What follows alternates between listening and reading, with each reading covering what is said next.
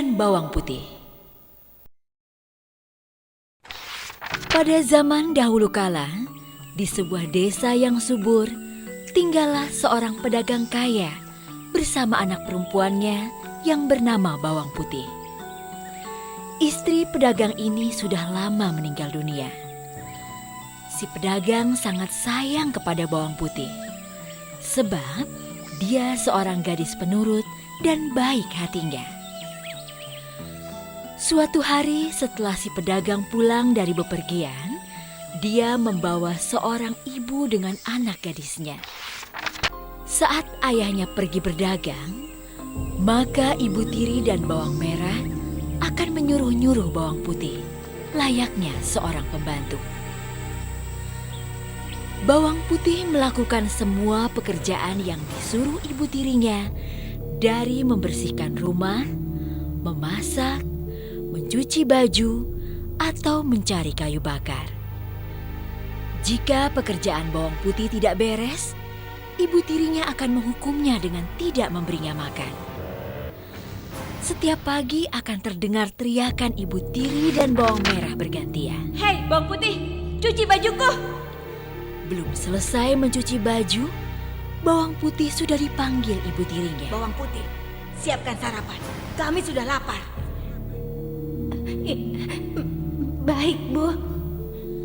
Karena Bawang Putih sering bekerja dan dihukum, tubuh Bawang Putih jadi kian kurus.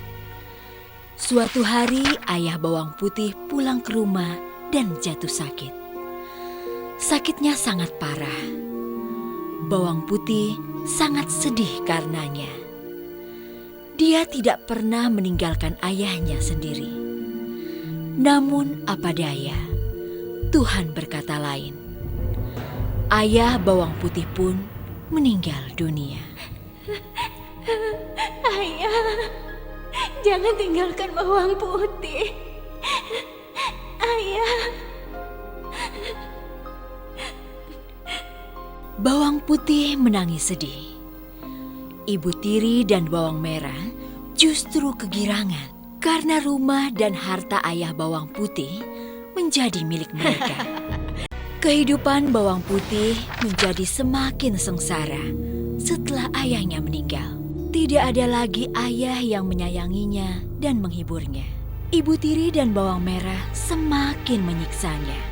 Bawang Putih mencoba terus bersabar, meski kadang-kadang dia sering menangis di malam hari. Ya Tuhan, tolonglah aku. Kenapa mereka selalu jahat kepadaku? Suatu hari, Bawang Putih pergi ke sungai hendak mencuci baju. Dia masih mengantuk dan lapar. Tubuhnya lemas. Saat mencuci, Bawang Putih tidak sadar jika selendang kesayangan ibu tirinya hanyut. Ketika Bawang Putih memasukkan cucian ke dalam keranjang, dia terkejut karena selendang ibu tirinya tidak ada. Hah? Selendang kesayangan ibu tidak ada? Jangan-jangan hanyut di sungai. Aduh, bagaimana ini? Aku tidak berani pulang. Ibu pasti akan memukulku habis-habisan. Akhirnya Bawang Putih pun pergi menyusuri sungai untuk mencari selendang ibu tirinya. Di tengah jalan, dia bertemu dengan seorang petani yang sedang memandikan sapinya. Paman, apakah Paman melihat selendang berwarna merah hanyut di sungai? Petani itu mengangguk dan menjawab. Selendang merah?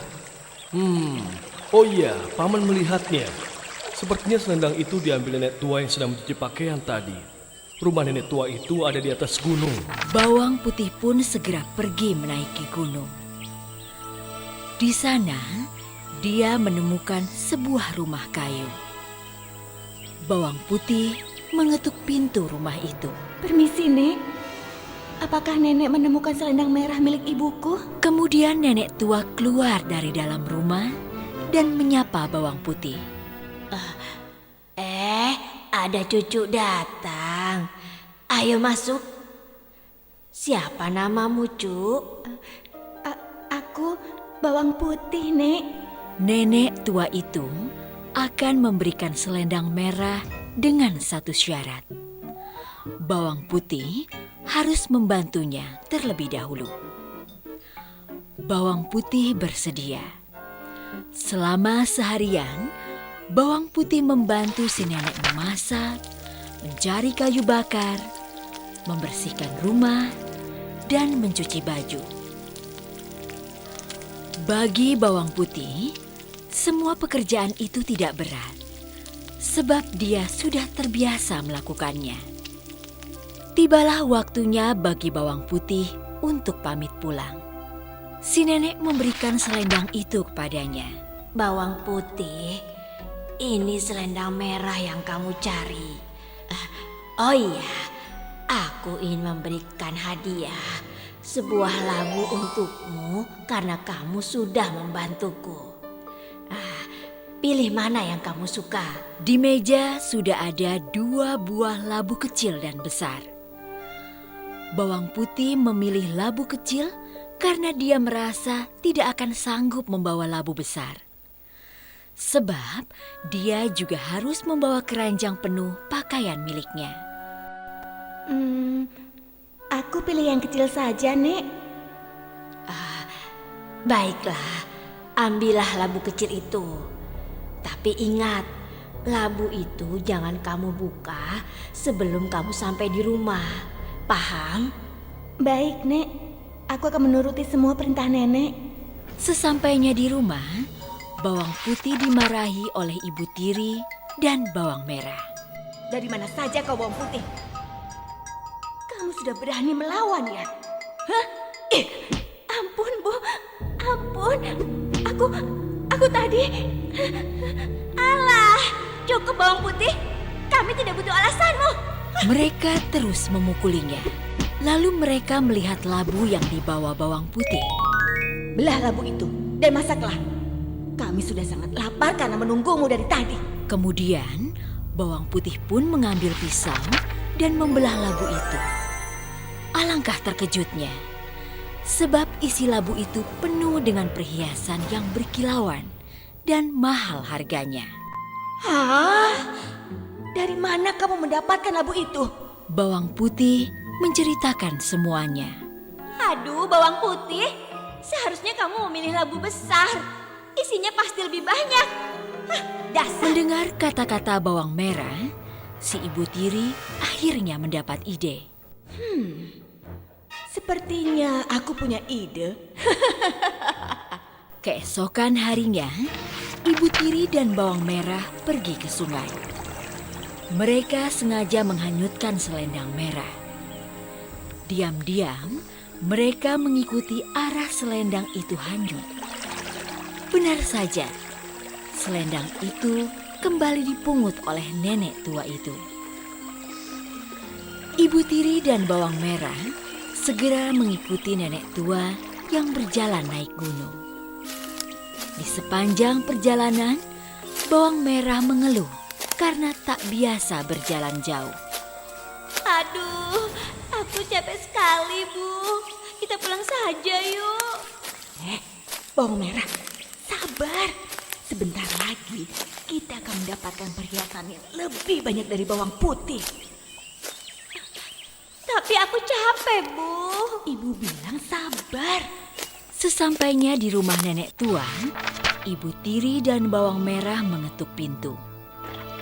Nenek tua menyambutnya dengan baik. Kemudian, ibu tiri dan bawang merah pura-pura sedih dan menanyakan soal selendang merah itu. Nenek yang baik hati, apa nenek menemukan selendang merah milik ibuku?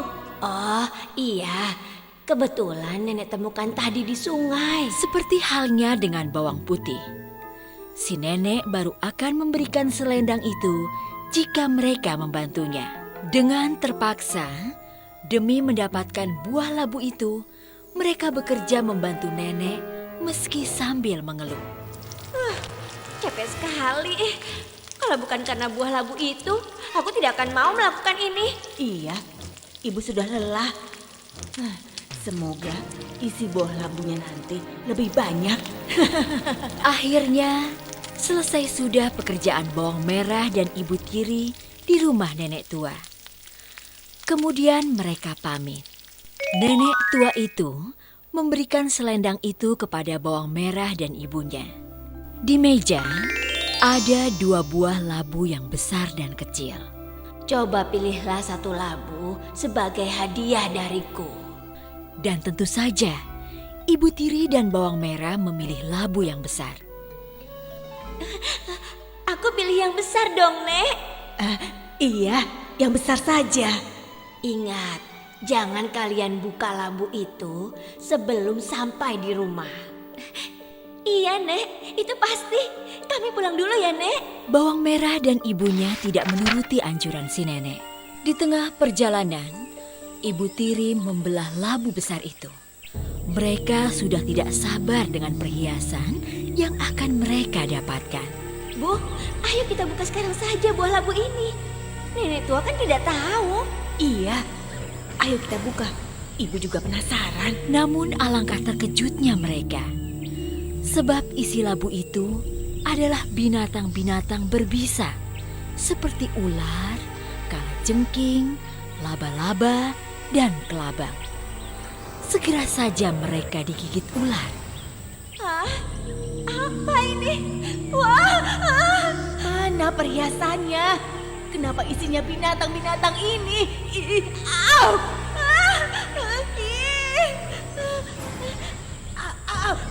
Aduh, ibu, aduh,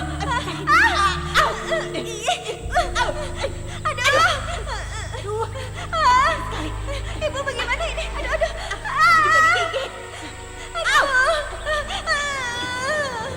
Karena mereka masih di tengah hutan, maka tidak ada yang menolong mereka. Ibu tiri dan bawang merah pun mati keracunan bisa ular. Keserakahan mereka membawa mereka dalam malapetaka. Sementara itu bawang putih hidup bahagia. Perhiasan pemberian nenek tua itu membuatnya kaya raya. Dia pun meneruskan usaha ayahnya dan menikmati buah hasil kesabarannya sebagai anak yang berbakti.